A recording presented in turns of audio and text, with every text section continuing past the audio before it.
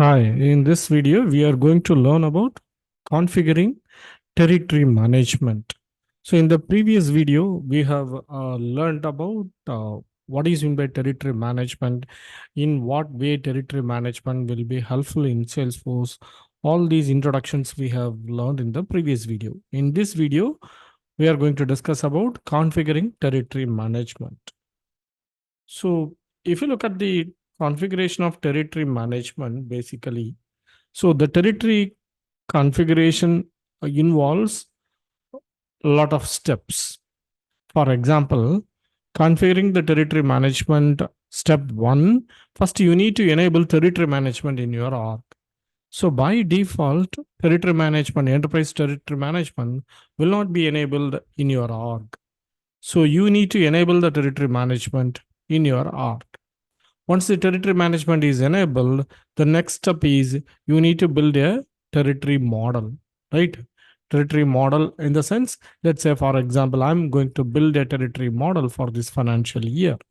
So that is the territory model, right? That's a root at the top in the hierarchy. That's a territory model. We will be building the territories under the model only. So first we need to build a territory model, and then we will be creating a territory type. Territory type is, it's just like used to group the territories. All the territories will be having a territory type and a priorities. For example, if you have more territories under a territory type, then we may need to have a priority. We'll be discussing about that in detail. So basically, if you want to create a territory, then you need to have a territory type there.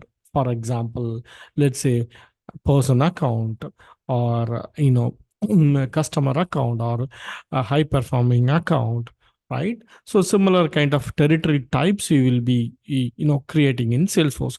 So basically it is used to group the territories, right? 4 or 5 territories can be grouped as a territory type. It is just like a briefcase, right? Basically nothing else. So after creating the territory type, you will be creating the territory and a territory hierarchy. If you are going to create a territory called A, under A you are going to create another territory, and then obviously territory hierarchy will be created. All these territory and territory hierarchies will be under the territory model.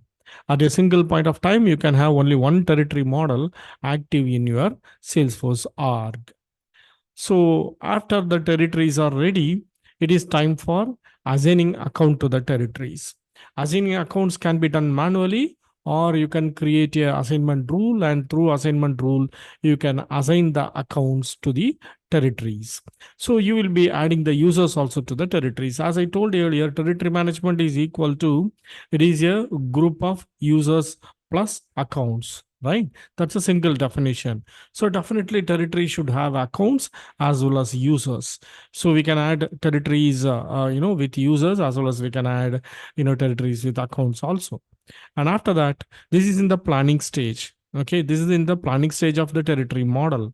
So then we need to activate the territory model. Once that territory is model is activated, then obviously automatic, account assignment and opportunity assignment will happen. For running the opportunity assignment, you can configure an assignment filter also. So configuring territory management involves these many steps for you to do that. Now what we are going to do here is we are going to just enable territory management in this video. In the upcoming videos, we will be configuring one by one. So the first task what we are going to do here is we are going to enable territory management in the Salesforce org. Let me quickly jump to my Salesforce org, and let me open my Salesforce org. Okay. Hope you're able to see my org in your screen. So if you look at this Salesforce org, first you need to go to home, and under the home, setup home, you need to search for territory, right? You can search for territory here. So once you searched for territories, automatically you will see only one configuration there, that is called territory settings. You need to click the territory settings. So now you will be redirecting to a page where you will be seeing the, enable territory management, right? Enterprise territory management. So you are allowed to enable the enterprise territory management. Once the enterprise territory management is enabled, at any point of time, if you want to disable it, yes, that's also possible. Okay, the steps as I discussed is already mentioned here. It's a single button click only. Click enable enterprise territory management. So immediately enterprise territory management will be enabled in your org. Now a lot of configurations will be available. Once you enable the enterprise territory management, if you look at here, initially you will be handed over with default access level. As I discussed earlier, enterprise management, the territory enterprise management is basically collection of accounts and users, right? So first you have account access level. Let's say, for example, you are adding users to the enterprise territory management. What kind of account level access these users will be having, right? That's what configured here. So basically, enterprise territory management will work on the account private model, right? So in an account private model, OW is private. Now you wanted to, open up the access. We are using territory management. So this is the key point. You should not forget at any cost. So account access level. Let's discuss about the access levels. The first option is that's a minimum level. View accounts assigned to the territory. Let's say if user B is creating an account in my territory, then I am belonging to the territory.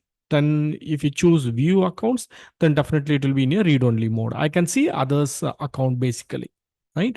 Since other user is also belongs to my territory, if any accounts created by others, I can able to see that. That's a basic level. And the other configuration is view and edit accounts assigned to the territory, right? If you want to give the other users also the facility to edit the accounts created, then you can select that. View, edit, transfer, and delete, right? Transfer and delete, the last option. If you want others also to delete your accounts created under the territory, then you can go for delete. And if you want to transfer the ownership, then probably that is also available as a last option. So since we are discussing about territory management, in the territory management, account is the major stakeholder here.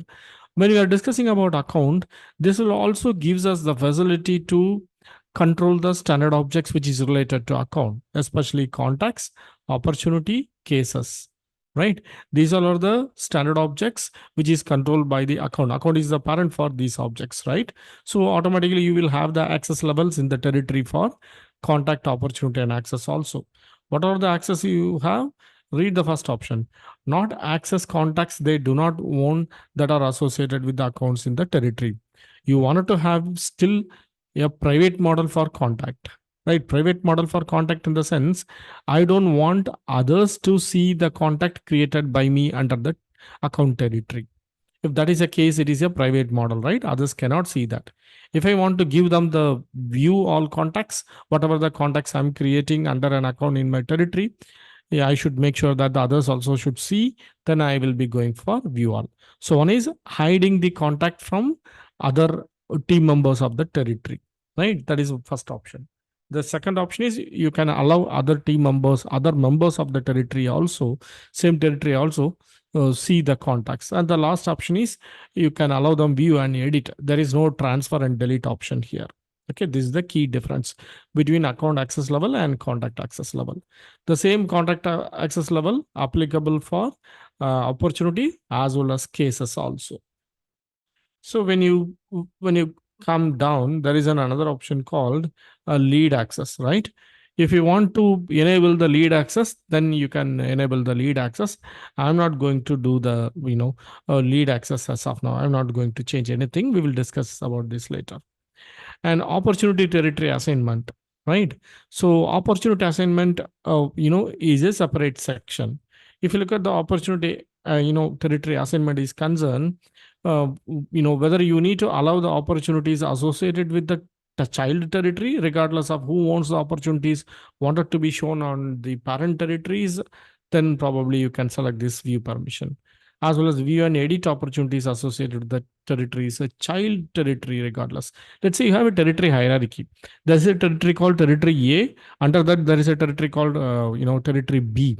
You wanted to allow the users to see the opportunities created in territory B to territory A, then this is what the configuration we are discussing about, right?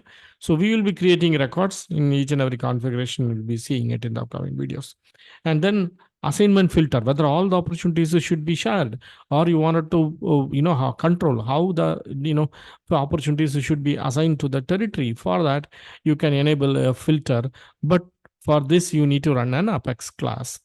You need to create an apex class, and if that apex class is added here, and if it is enabled, then the opportunity territory assignment will happen automatically based on your criteria, right? For account account territory assignment, no need to create any apex class. You can simply in a declarative way you can configure the conditions and you can achieve this. So this is how you can enable territory management, enterprise territory management in your org. In the upcoming videos, we will be creating the building blocks of territory management.